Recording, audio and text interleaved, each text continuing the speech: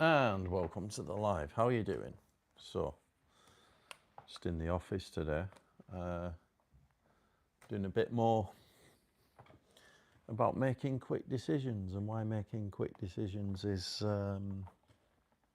fast. I always remember hearing, I think it was Grant Cardone, the sales guy.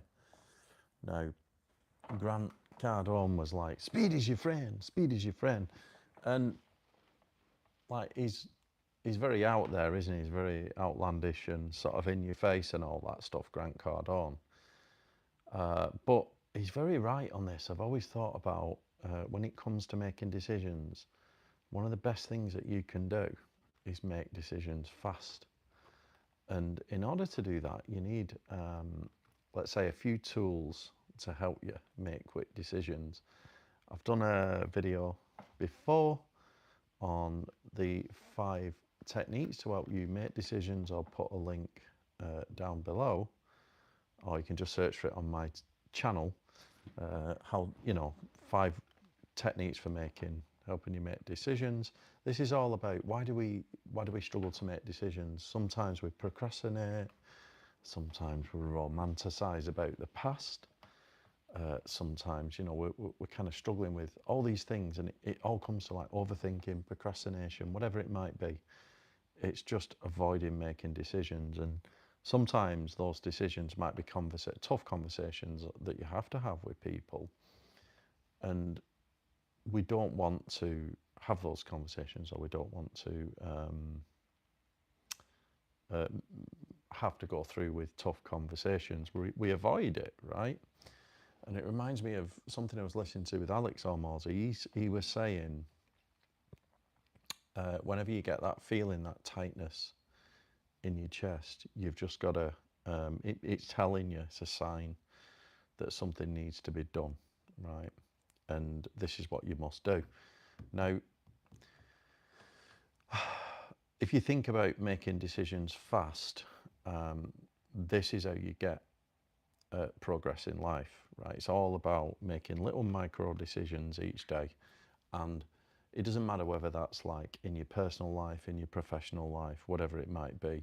Speed is definitely your friend. Have you ever done one of these personality tests, the Myers-Briggs? And I've done it, and when it came up with me, it came up with, like, I think there's one called the non-entrepreneur or whatever, right? And there's certain people that are thrown into this, including Donald Trump was thrown into this. And what it was saying is that people like that, they tend to make decisions on very few bits of information. And I thought everything else about that personality type I thought was fine for me, apart from that one bit. I tend to overthink and procrastinate. So I've done a lot to work on this.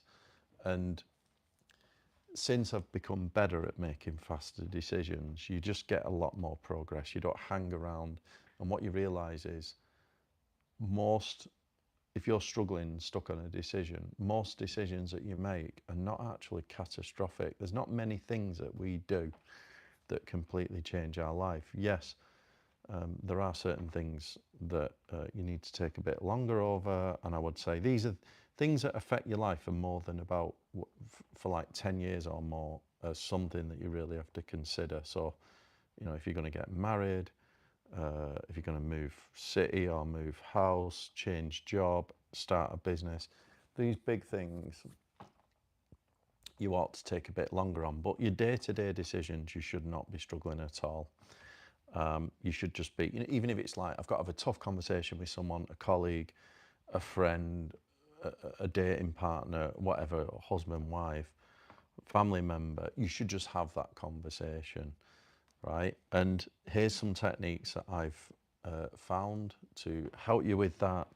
It's going to help you be more successful. The first one is Naval Ravikant's heuristic, where he says, if you're caught between like a fork in the road with 2 paths, you should always pick the path that offers the most pain in the short term, because that often means growth. The path that has no pain, that tends to be the status quo. You're choosing no pain. You're just choosing the status quo, like carry on as normal, right?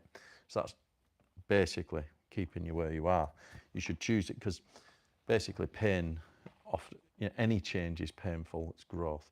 So, and I always think in life, you get pain anyway, you get the choice. You can either choose it now, short-term pain, for long-term benefit, or you can choose, you can avoid that pain now for maybe long-term pain down the road. You can see this in so many parts of life, whether it's like avoiding quitting a bad relationship, staying in it, it will just get worse over time. Avoiding changing your diet, you just get fatter and more unhealthier over time. Avoiding going to the gym, all these kind of things. That heuristic works, right? So it's a good one. Always choose the path that offers the most pain in the short term. The second one I would use is Tim Ferriss's Whole Body Yes, which is, again, looking at the two options, look at each one and ask yourself for each option, what you do is you look to the head, the chest, the heart, and the gut, and you look for no signals. You look for tightness in any of them areas. And if there's tightness, that's not the right option, because your body has this kind of strange intuition, right? Where it can just feel, it's like an anxiety, right? You know, when you're about to have a tough conversation with someone, like Alex Hormozy said, when you get that tightness, it's like it's telling you a signal that something has to be done, right? And if you're caught between them two paths again, but with Tim Ferriss's Whole Body Yes, if you get any tightness, that's not the right one. It's a no. So the idea being is you want to train yourself to say slow yeses and fast nos, right? So you can say no to things very quickly and cut them off if they don't feel right. And that's it, basically. The final one that I would say is more aligned to what I say about identity, right? This is why identity is so important, because it's like your guiding North Star in life. If you solidify your identity, who you are or who you want to become, then it becomes really easy. It's like what Roberto said to me once. Like, he said, do you know where you're going in business? I was like, yeah, of course. Can you see the future in 5 years? Yes. And then he said, like, well, okay, if you can see the future, you know where you're going, then there are no decisions to make, only things to do. Like, there's many ups and downs, and it's like you've got a direction, you just choose in alignment with that identity, with that direction. So this really works for everything, whether it's like, say, issues at work, whether, you know, whatever it might be, you got an issue with a colleague. It's an easy decision because you're always choosing what is in the interests of your identity, which is your highest level goal, your direction. Same with relationships. You know, you're having a difficult time with someone, it's not working out, maybe they've like not messaging you back or rejecting you or ghosting you or something like that. It's just a simple matter of identity. It's like, are they fitting into your life plan? Yes or no? And as long as you can be pretty brutal with this, you can just keep charging on with it. It sounds selfish, granted, but it's not really selfish, I would say. Everyone that depends on you, if you're a leader of any kind, or you're trying to like make a dent in the universe or do something decent with your life, then you ought to be seeing yourself as a leader or setting an example. I'll tell you now, most people, it's not just being selfish, most people will get more benefit if they're in your life. They'll get more benefit if you're super brutal and strong on your own direction. So you can be a bit cutthroat, you know. The identity thing is in the journal, of course. Like, you know, I've got it here now, you know, the identity evolution cycle. You'll have to mirror it, but it's brilliant. You've got your identity at the top. This is who you are or who you want to become. You create some goals around it, which are like projects, and then every day you make small daily actions towards it. And then as long as those actions that you do daily, including those micro decisions, right?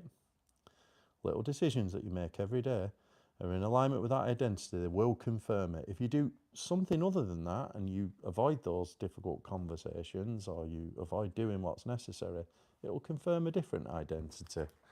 So it really works, identity. So just remember those 3 techniques, right? You got making decisions. Okay, you want to make fast decisions. 3 techniques. Naval Ravikant's heuristic. If you're caught between 2 paths, always pick the one that offers the pain in the short term. Tim Ferriss's Whole Body Yes. which is saying no to many things, which is you look to the head, the chest, the heart, and the gut, and you look for no signals, any tightness, and if you get that, it's a no. And then finally, always make decisions that are in alignment with your identity. And if you do that, you will not go far wrong. All right, thanks for listening. Put some links down below. Go and check them out. And yeah, have a nice day. See you all next time.